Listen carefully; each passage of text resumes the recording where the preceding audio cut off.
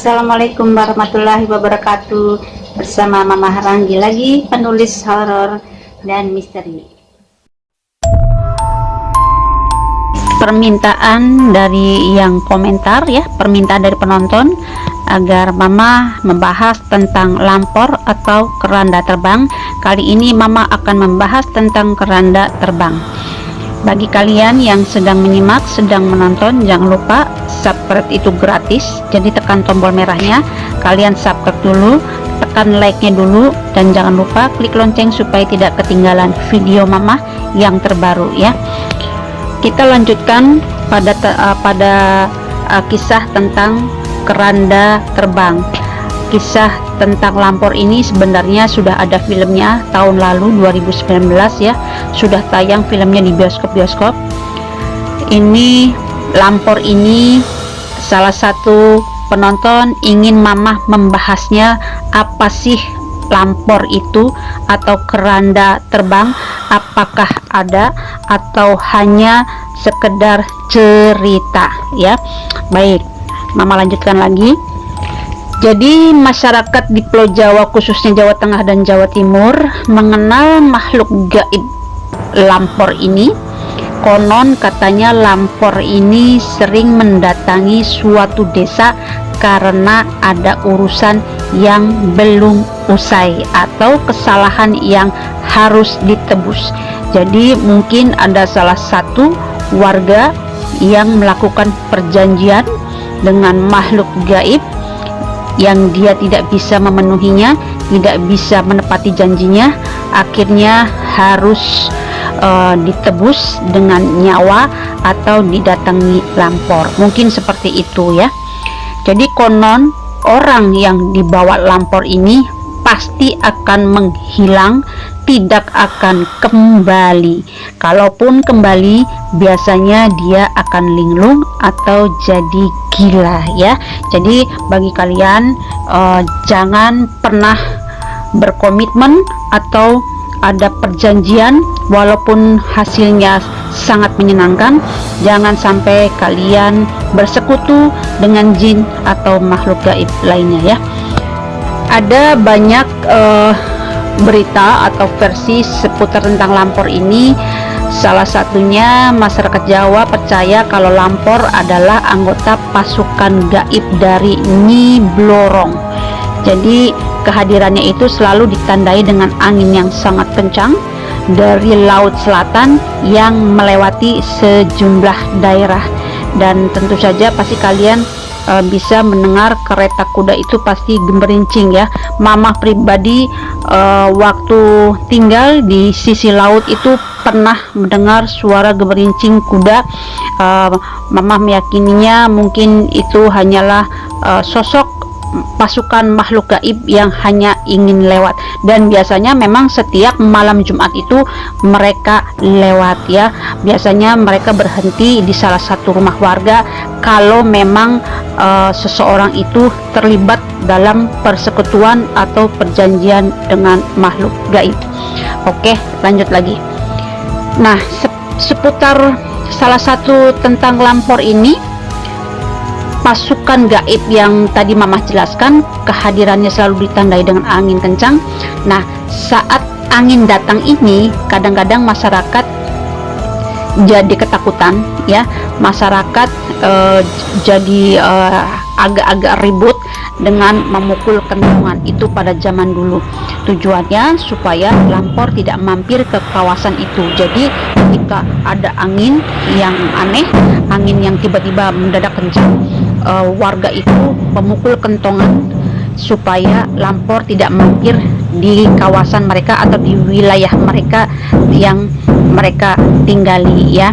Karena mereka itu khawatir akan ada pagebluk atau musibah berupa wabah hingga kematian. Jadi wabah penyakit lah istilahnya. Pagebluk ini Mama pernah membahas, kalian bisa mencari sendiri pagebluk cekermi ya. Mama pernah membahas tentang apa sih wabah penyakit atau pagebluk itu ya.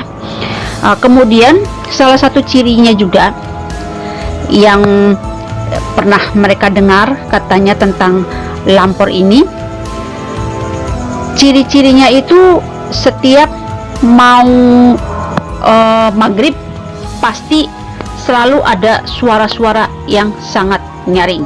Makanya pada zaman dulu, zaman mama kecil ya, zaman mama kecil pun 40 tahun yang lalu, orang tua, tetangga semua selalu memperingatkan kita jangan pernah keluar dari rumah menjelang maghrib.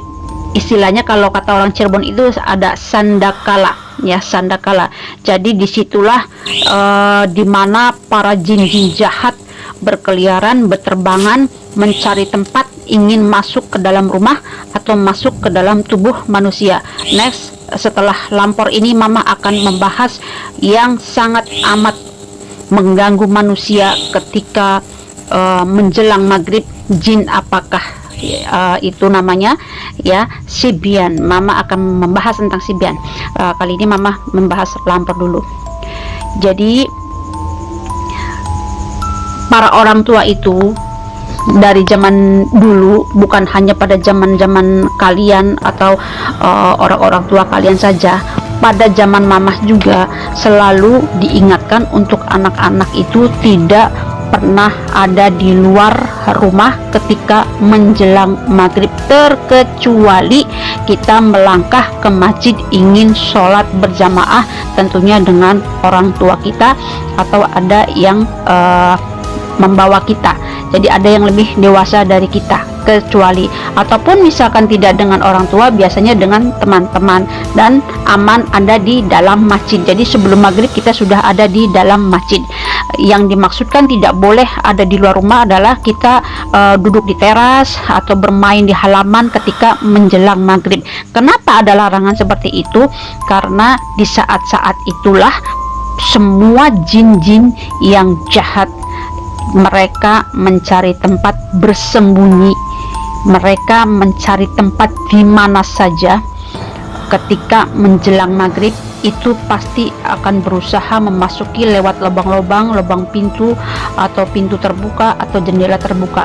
Karena itu setiap menjelang maghrib pintu jendela harus ditutup, makanan ditutup, gelas air minum ditutup ya. Itu kenapa mama membahas soal ini. Kalian nonton video sebelumnya, mama pernah membahas kenapa sebelum maghrib kita harus ada di dalam rumah ya, terutama wanita hamil ya.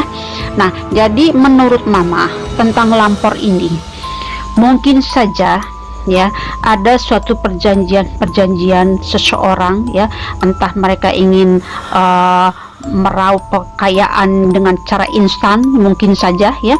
Jadi menurut kesimpulan mama adalah mungkin saja ada salah satu warga ini bekerja sama atau bersekutu dengan jin dengan suatu perjanjian, tapi dia tidak bisa memenuhi syarat tersebut, dia tidak bisa memenuhi janji tersebut.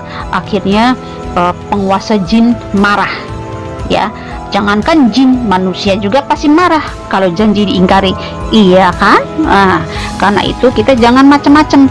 Karena apa? Dampaknya itu bukan hanya kepada diri kita saja ketika kita ingkar janji, dampaknya juga pasti pada orang-orang di sekitar kita. Jadi apakah itu fakta atau bohong sih tentang lampor ini? Menurut mama benar ya. Tapi adapun benar-benar kejadiannya seperti apa, tentunya hanya orang yang pernah mengalami sendiri atau ada di daerah tersebut. Dan salah satu anggota Cerita Keren dan Misteri dan juga pengurus Cerita Keren dan Misteri yang ada di Yogyakarta, Ibu Hati, juga pernah mendengar saat beliau masih kecil, beliau juga pernah mendengar tentang lampor ini, tapi versinya beda. Katanya dia melihat lampor ini bukan hanya sekedar keranda saja, tapi katanya dia ini melihat pasukan yang naik. Jadi seperti ada legenda seperti Mak Lampir ya, legenda Mak Lampir ini di Gunung Merapi. Jadi ketika dia kecil itu dia pernah mendengar langsung dari orang tuanya, katanya itu Ratu Kidul yang dikawal prajurit. Jadi versi yang sangat berbeda yang mengetahui dari pengalaman pengurus Cinta Keren dan Misteri ini. Jadi konon katanya Lampor itu semacam iring-iringan pasukan Ratu Kidul dikawal prajurit pakai kereta kencana, tapi tidak berwujud. Cuma terdengar derap kuda yang gemerincing, lonceng kereta kencana, dan yang nampak cuma obor. Jadi cuma obor yang berjalan menuju Merapi. Dulu sungai samping rumah yang di jalannya itu adalah rumah pengurus Cerita Keren dan Misteri ya. Jadi biasanya ketika pasukan itu lewat, ketika ada orang yang berdiri atau ada di luar rumah, biasanya diajak. Itulah kenapa kadang-kadang ada orang yang tiba-tiba menghilang zaman dulu sebelum maghrib, ketika ada anak-anak kok menghilang tapi kemudian ditemukan. Biasanya itu karena mereka ada di luar rumah sebelum maghrib. Itu saja. Besok mama akan membahas tentang si Bian ya. Ini kata orang hantu yang sangat ganas, jin yang sangat ganas ya, jin yang harus benar-benar dihindari adalah jin Sibian ya. Apa sih Sibian itu? Besok mama akan bahas. Sebenarnya mama pernah membahasnya di video yang lama, mungkin penonton yang baru belum tahu ya. Itu saja dulu. Assalamualaikum warahmatullahi wabarakatuh.